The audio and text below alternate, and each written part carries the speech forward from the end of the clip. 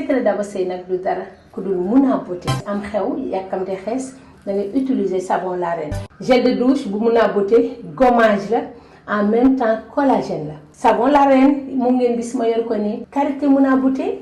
dafay setal sa yaram rafetal ko jox ko moom éclat. Mouna Beauté nag mi ngi nekk ci koñu station bu Ouest Foire. kon taw leen ngeen essayer secret Daba Seye ak Mouna Beauté. da ngay am teint bu rafet. salaamaaleykum mbokk yeeg xarit yi ñuy seetaan di am mbégte contentement comme ni ma ko tàmm di waxee say su ne di leen dalal seen site bi ngeen taamu di vippeople.net tey nag ki ñu dalal yaakaar naa ne sénégalais yi bëgg nañ ko lool àdduna wër ngër këpp tamit ñu ngi koy bëggee mu nekk nit koo xam ne nit ko simple. nit ko aimable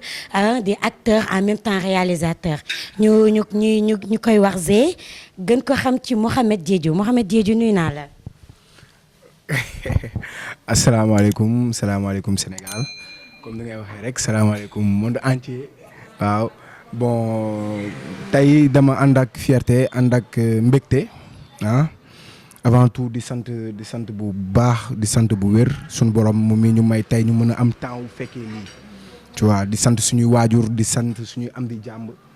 di sant tamit fi nga xamante ni fi nga ma fekk waaw mu nekk benn point boo xamante ni boo intéressant la jeune ko moom tu vois jeune entrepreneur xam nga nekkoon Europe di liggéey dem ba ci biir ne lu ma am dama koy jagleel sama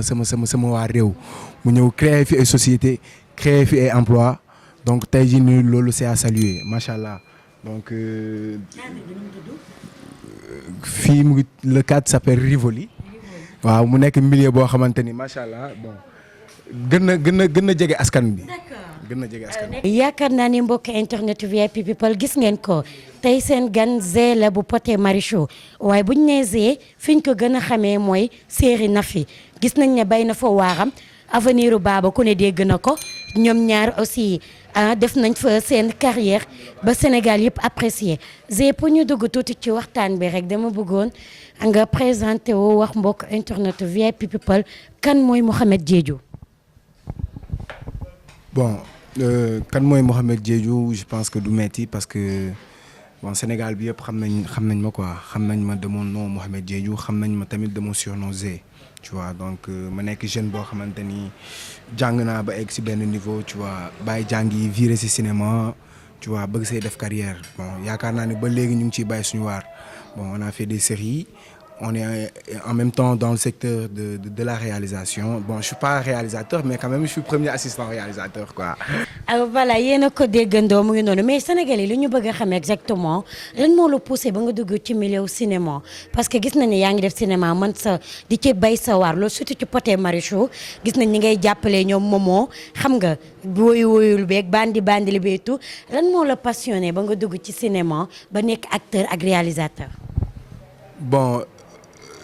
loolu man dama naan peut-être mbiru yàlla la yàlla mooy defee noonu mbir yi bon man nag j'ai l'habitude di tooñ samay booy naan leen man à l'âge de 3 ans laa commencé def cinéma parce que tey jii nii man bi may am 3 ans dama lay jox benn anecdote boo xamante ni mosuma ko joxe fenn peut-être que samay amis dëgg ñoo ko am bi may am 3 ans dama jóge woon 2e étage di toppandoo jamono jooju Superman mu ngi bomb xam nga ma def yaramu neen takk fulaar bu xonk rek ne damay naaw pour man su ma plongé damay naaw tu vois ma plongé sama ñaari mbagg yi damm tu vois bon ba léegi nii dama naan cinéma foofu la commencé quoi bon à part blague yooyu noonu man je me dis que carrément li ma waroon def la parce que ku ma xam ku ne xam mbëggeel bi ma am ci liggéey bi may def c'est parce que li ma waroon def la donc nit ki mënoo def lenn lu dul di bëgg sa liggéey xam ne carrément yàlla moo la ko nattoo yàlla moo ñu nattoo cinéma même si on n'est pas arrivé ci benn niveau boo xamante ni c'est un peu extrême mais sant yàlla daal ñu ngi ciy bàyyi suñu waar te bëgg nañ fa egg incha allah.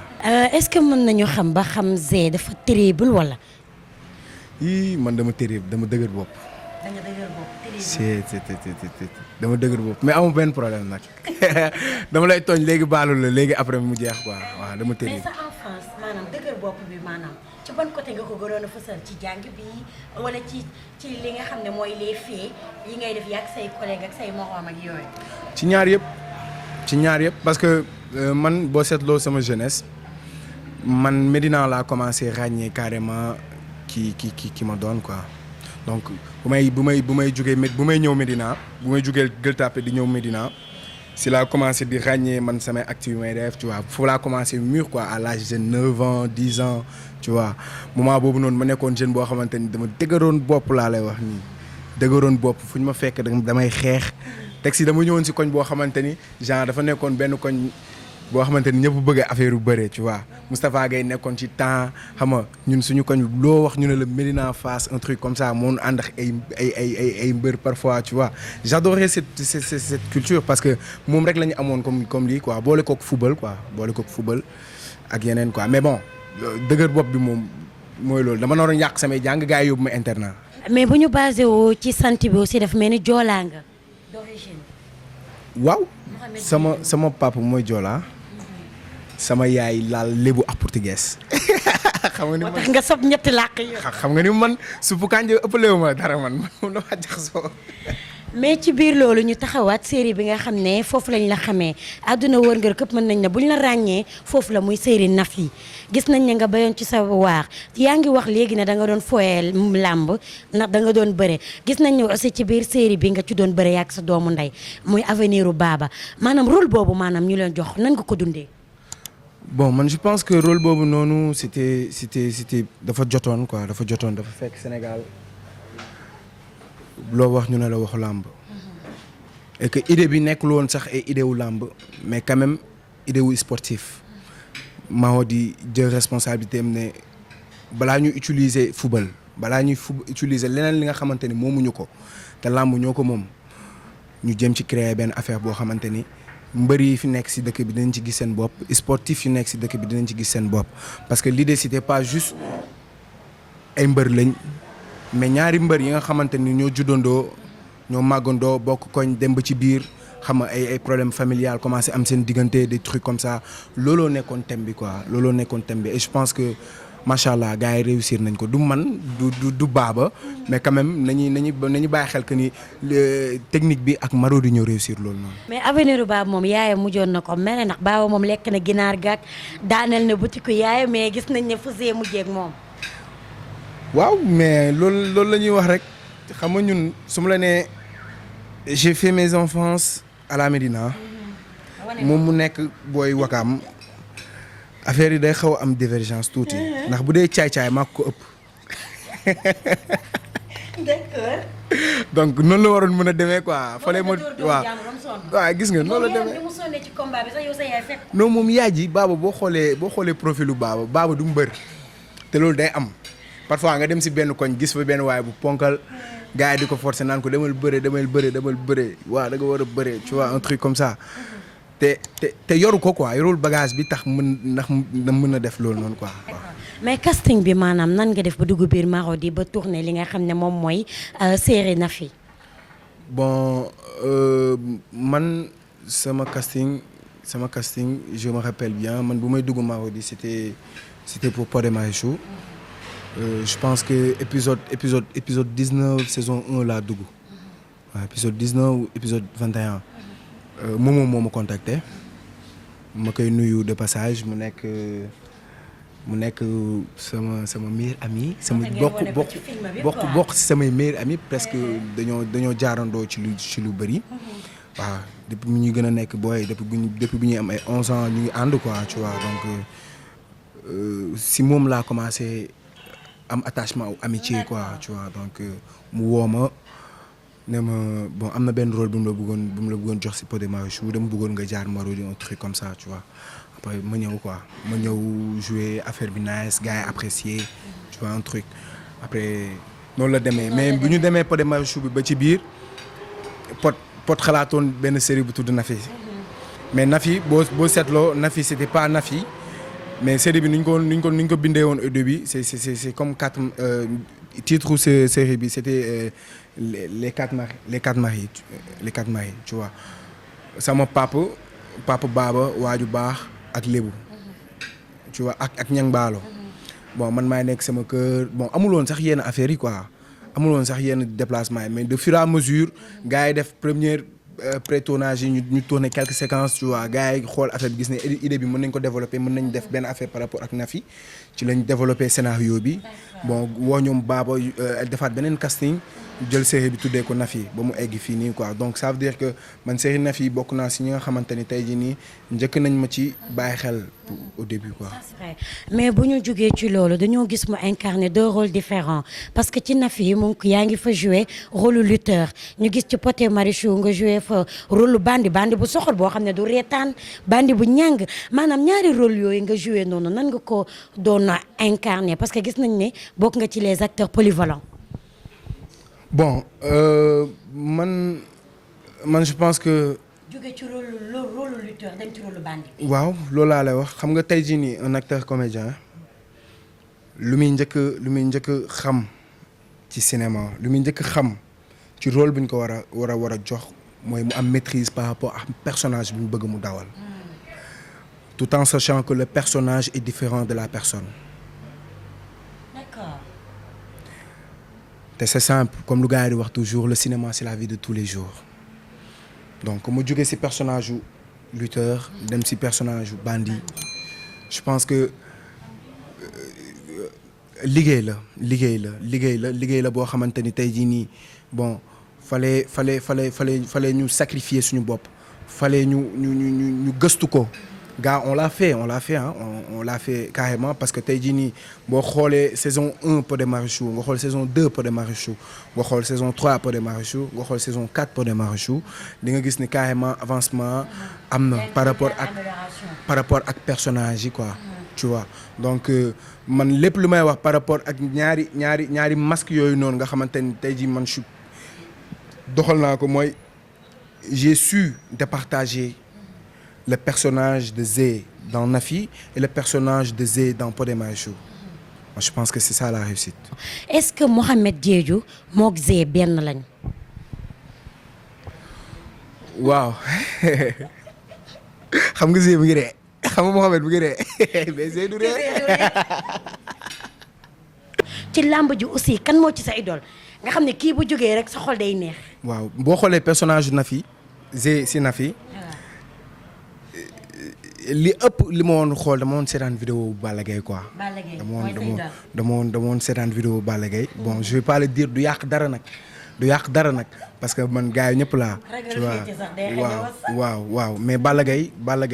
ñun ñii. man sama génération bii nii dañoo commencé màgg fekk Balla Gaye di toj.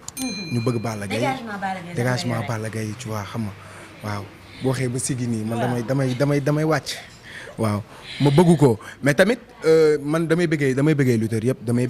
bëggee Modou Lo damay bëggee Ama Baldé damay bëggee Kogna parce que Kogna c'est un ami damay bëggee Siteu damay bëggee mbër yëpp tu vois parce que tey jii nii Sénégal lañ nekk mënuñu yàq dañuy boole saa su ne ñu nekk ay ndaanaan di liggéey lu rëy si dëkk bi Modou Lo ko xam-xam ne ndaanaan la waaw borom parcelle ndaanaan la Balla Gaye borom géej waaye ko xam ne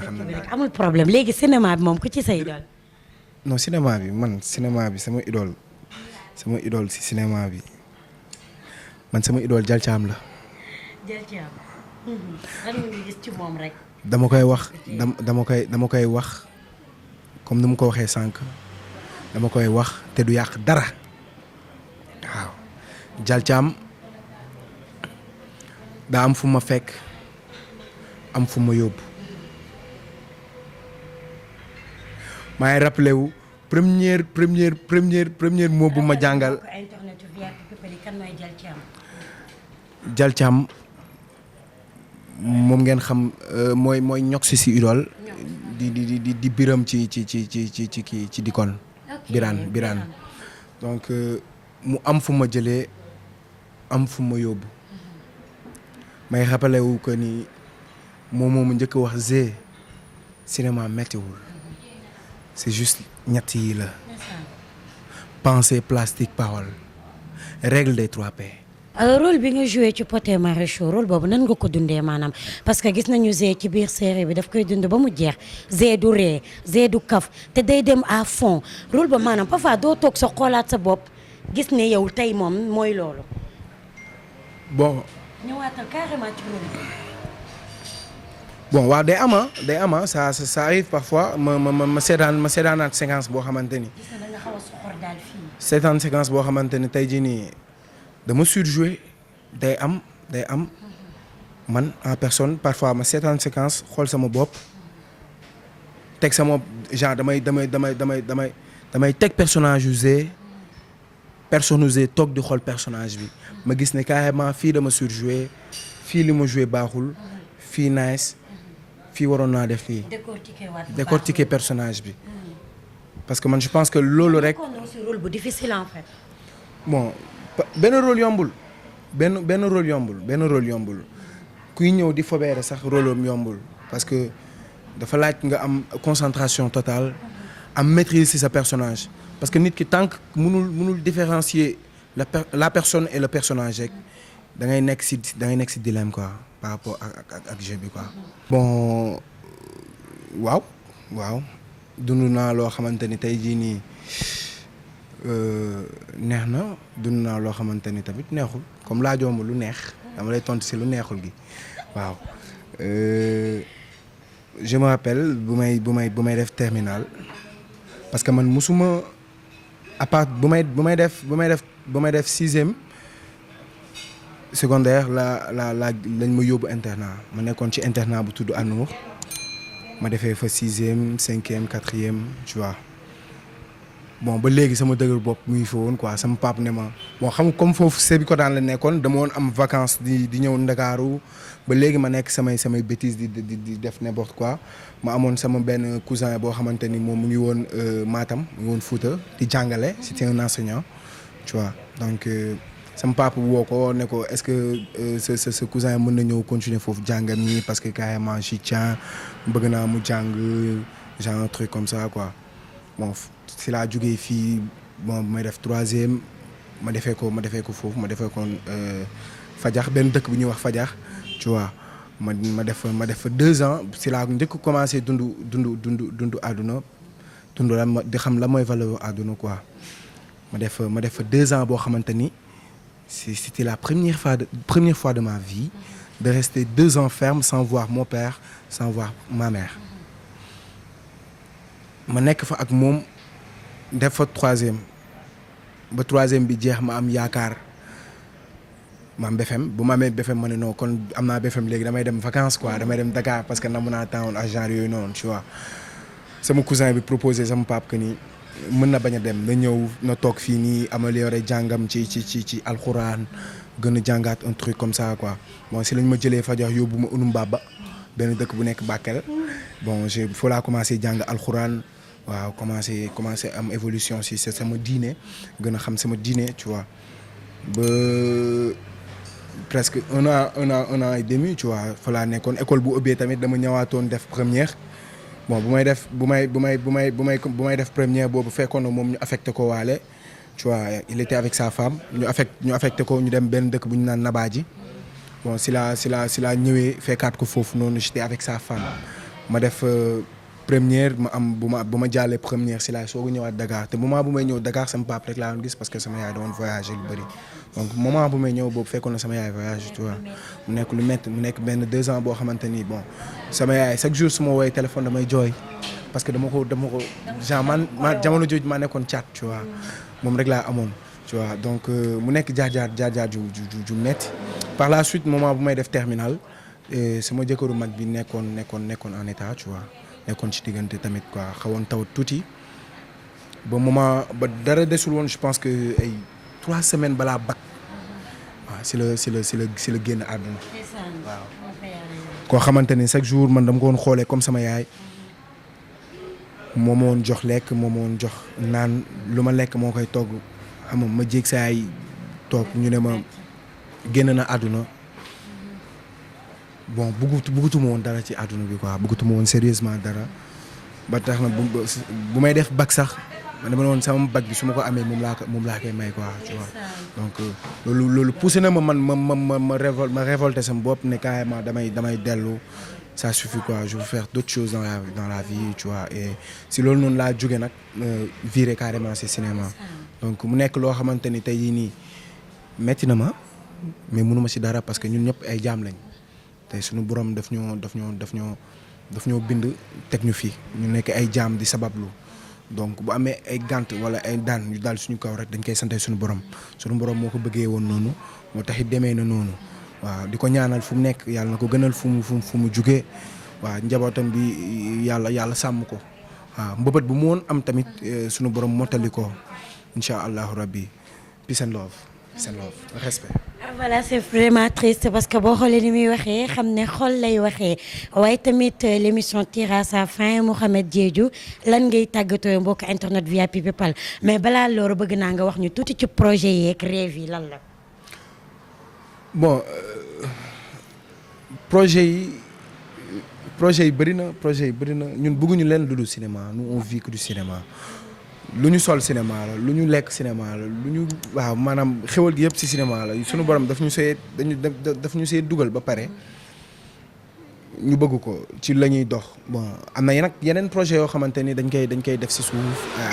ak yeneen affaire yoo xamante ni ñu ngi koy entamé mais tey jii noonu suñu rêve c'est quoi que le cinéma sénégalais